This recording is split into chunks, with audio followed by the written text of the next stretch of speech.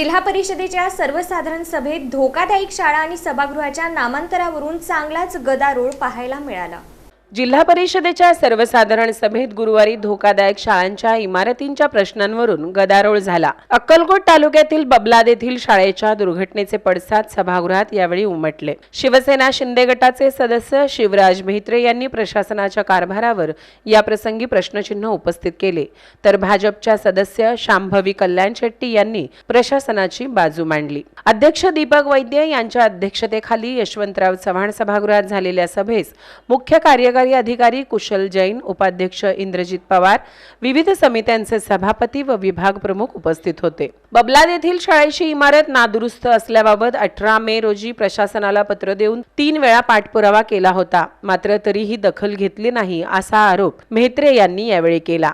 निधी उपलब्ध नसल्याचे प्रशासनाकडून सांगितले जात असताना सभेत 1,83,00,000 रुपये निधी शिल्लक असल्याची माहिती यावेळी देण्यात आली। हा निधी धोकादायक शाळांच्या दुरुस्तीसाठी का वापरला नाही असा सवाल यावेळी त्यांनी केला। दुर्घटनेप्रकरणी मुख्याध्यापक व केंद्रप्रमुखांऐवजी संबंधित ठेकेदार व गट शिक्षण अधिकाऱ्यांवर जबाबदारी निश्चित करून कारवाई करावी अशी ही मागणी यावेळी करण्यात आली। 18 मे 2026 ला पत्र दिलं की त्या शाळेला रिपेअरची गरज आहे म्हणून 3 महिने झाले साहेब, त्याला अजूनही त्याच्यावरती काम केलं गेले। अशा बहुतेक शाळा आहेत माझ्या जिल्हा परिषदेमध्ये जिथं रिपेअरीचं अतिशय अत्यावश्यक गरजेचं आहे, पण त्या गोष्टीला आता पण नजरअंदाज केलाय आणि आज जे सगळं गोंधळ व्हायला लागलो आणि जो आता पुढेही होणार आहे त्याचा कारणीभूत कोण असणार आहे साहेब? प्रशासन का तुम्ही?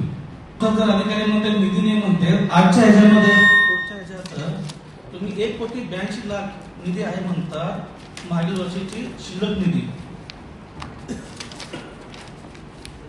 13,000 रुपये शिल्लक निधी आहे म्हणून याच्यात मेन्शन केलेलं आहे। मग हे 90 दिवस काय निधी नेमून उत्तर देत होते मला? आज ही घटना घडली साहेब, उद्या दुसरी घटना झाली तर जिम्मेदार कोण राहणार आहे? संबंधित ठेकेदार, संबंधित ज्या अगोदर ठेकेदारांनी काम केलं त्यांच्यावरची ऍक्शन न घेता आपण तिथल्या शिक्षकावरती ऍक्शन घेतलं तर असं मला करण्यात आलं। पण आमचं म्हणणं आहे की ज्या ठेकेदाराने अगोदर काम केलं तर 6 महिन्यापूर्वी त्याच्यावरती पण ऍक्शन घेणं गरजेचं आहे। ताबडतोब त्याच्यावरती 307 दाखल करायला पाहिजे आणि मग गट शिक्षण अधिकारीवरती।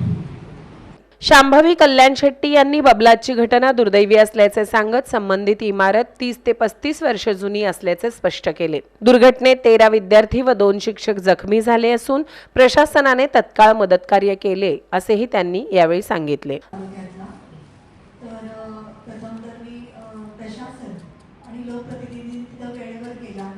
म्हणजे घडलेली घटना ही दुर्दैवी होती आणि तुम्ही म्हटल्यासारखं ती शाळा खूप जुनी, जवळपास मला वाटतं 30-35 वर्षापूर्वीची ती शाळा आहे। जरी ती जुनी असली तरी आपल्या शालेय व्यवस्थापन समिती असू देत किंवा इतरही आपले नागरिक असू देत कधीही अशी तक्रार केली नव्हते की बाबा ती शाळा जुनी आहे किंवा धोकादायक आहे किंवा ती विद्यार्थ्यांसाठी ती चांगली नाहीये। पण मध्ये बरेच त्यांचे हे होते छोट्या छोट्या दुरुस्तीची वगैरे कामं होते वाटतं। मग दुसऱ्या ठिकाणी 6 महिन्याखाली दुरुस्ती वगैरे तिथे झाली आहे। पण आता जे तुम्ही म्हणताय म्हणजे स्लॅब नाही कोसळला तिथे, मला वाटतं पीओपीचं काहीच नाही झालं। पण याला आता असं नाही म्हणता येणार की बाबा ते कोसळलं आणि लेकरांना थोडंफारच लागलं असं नाही म्हणता येणार। लेकरं म्हणजे आपल्या सगळ्यांसाठी खूप महत्वाच्या त्या हे आहेत।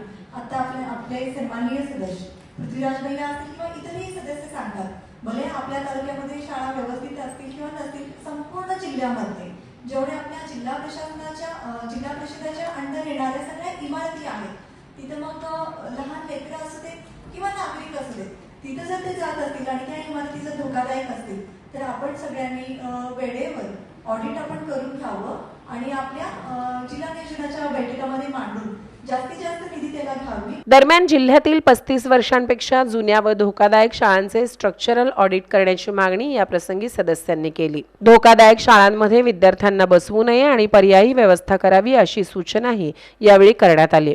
तर या प्रकरणी चौकशी समिती नेमण्याचे आदेश सभागृह नेत्या रश्मी बागल यांनी दिले।